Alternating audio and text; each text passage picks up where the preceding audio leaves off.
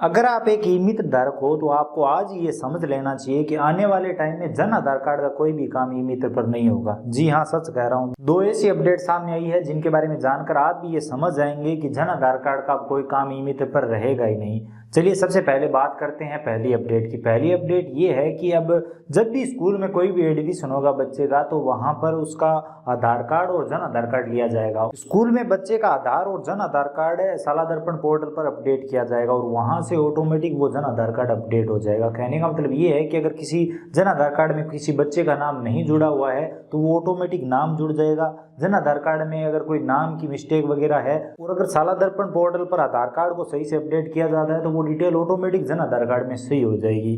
तो आने वाले टाइम में किसी भी नए बच्चे का नाम जोड़ने का जो काम है वो जन आधार कार्ड का ई-मित्र पर नहीं होगा, क्योंकि वो ऑटोमेटिक अपडेट हो जाएंगे और किसी में कोई कमी नहीं रहेगी। दूसरी बात, आने वाले टाइम में अगर सभी बच्चों के सभी लोगों के डिटेल अगर इस तरह से अपडेट होगी साला दर्पण पोर्टल से तो वहां पर एडिटिंग का कोई काम ही नहीं रहेगा। कहने का मतलब ये है कि अगर डिटेल सही से अपडेट हो गई और नाम अगर स्कूल वाला सेम मैच कर रहा है, ऑटोमेटिक नाम अपडेट हो गया है, कोई कमी नहीं है, तो ई-मित्र धारक अपडेट क्या करेगा? नाम जोड़ने की भी जगह नहीं रहेगी क्योंकि नाम ऑटोमेटिक जुड़ जाएगा।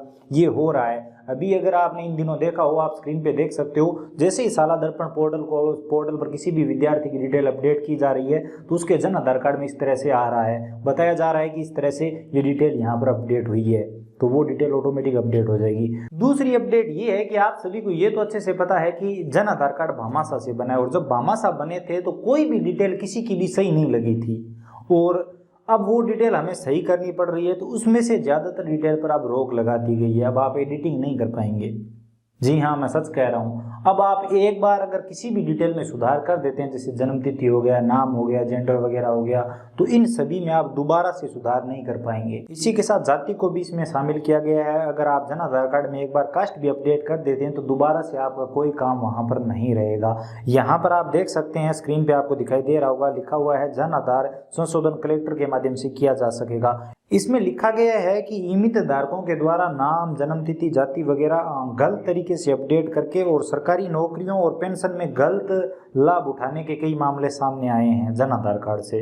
तो अब ये मामला पूरी तरह से, अब ये जो काम है वो पूरी तरह से जन आधार कार्ड में बंद किया जाता है। अगर एक बार कोई भी ये सुधार कर देगा, जैसे कि नाम, जन्म तारीख, जाति आदि में ई-मित्र धारक अगर एक बार कोई भी ई-मित्र धारक संशोधन कर देगा तो उसके बाद उस व्यक्ति का नाम, जन्मतिथि, जेंडर वगैरह कोई भी दोबारा अपडेट नहीं होगी, जाति भी अपडेट नहीं होगी दोबारा से।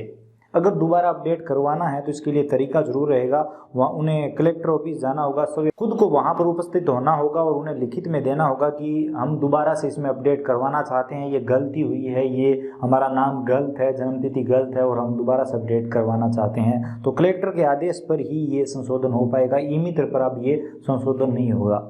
तो ये एक सबसे बड़ा कारण है कि जन आधार कार्ड में अगर आप एक बार किसी की एडिटिंग कर देते हो तो दोबारा एडिटिंग का काम ही नहीं होगा, तो वैसे भी काम खत्म हो रहा है।